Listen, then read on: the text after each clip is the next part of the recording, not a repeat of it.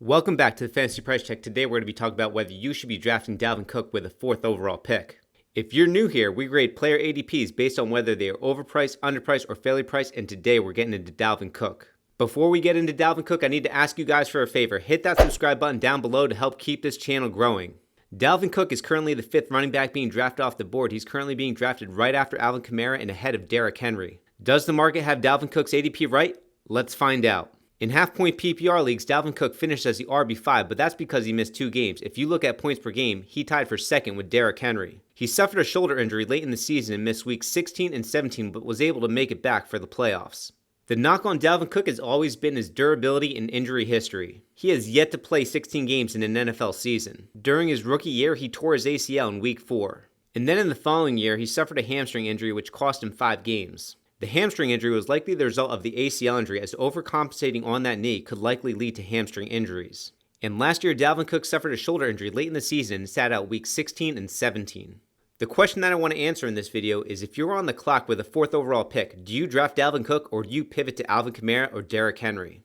I'm not overly concerned with Dalvin Cook's injury history. Any player could tear their ACL, and the hamstring injury was a direct result of the ACL injury. The lesson here, don't draft players a year after they tear their ACL. And the shoulder injury last year wasn't a major injury. And those that are drafting Dalvin Cook don't need to be worried about the holdout either. Dalvin Cook has reported camp and indicated that he never planned on holding out, and him and the Vikings are still working on a deal. So if you're not concerned about a holdout and you're not concerned about his health, how high should Dalvin Cook be drafted this year? I think the debate starts with Dalvin Cook versus Alvin Kamara for the 4th overall pick.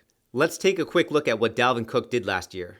Dalvin Cook had 1,654 total yards and 13 touchdowns in just 14 games. He was on a 16-game pace for 1,890 total yards and 15 touchdowns. Everyone should remember how many touchdowns Dalvin Cook was scoring last year and how many opportunities he was getting inside the 5-yard line. Dalvin Cook led all running backs last year with carries inside the 5-yard line with 21, which was 1 more than Christian McCaffrey. Alvin Kamara was playing banged up last year, but he only had 6 touchdowns last year after scoring 18 in the year before. I think you see Kamara split the difference this year and end up with about 12 touchdowns.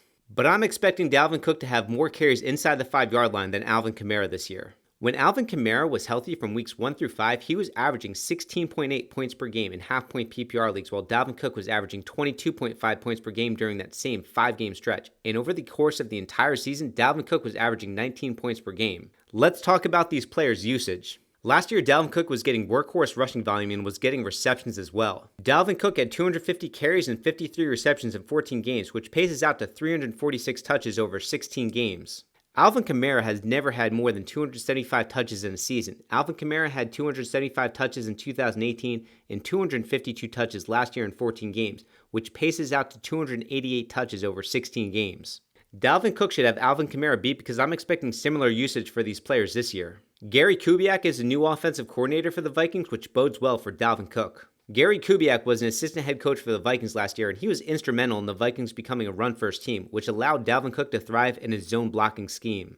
Gary Kubiak has had a great history with running backs, Terrell Davis, Clinton Portis, and Arian Foster, just to name a few. The average number of touches for the RB1 under Gary Kubiak is 291.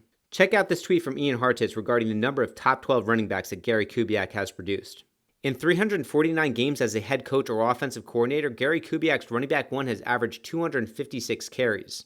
When you combine an elite running back talent with Gary Kubiak, great things happen. If you want to see some jaw-dropping numbers, look at Arian Foster's numbers from 2010 to 2012 and Terrell Davis's numbers from 1996 to 1998.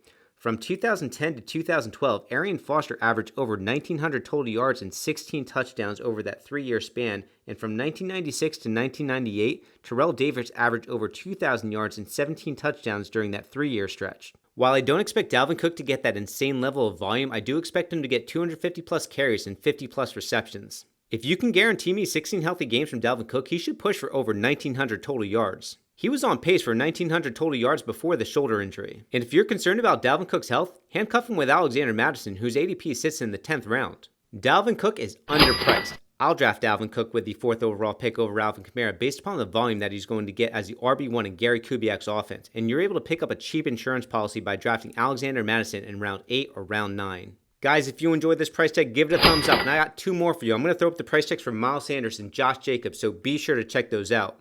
And don't forget to subscribe below. I'll see you guys on the next one.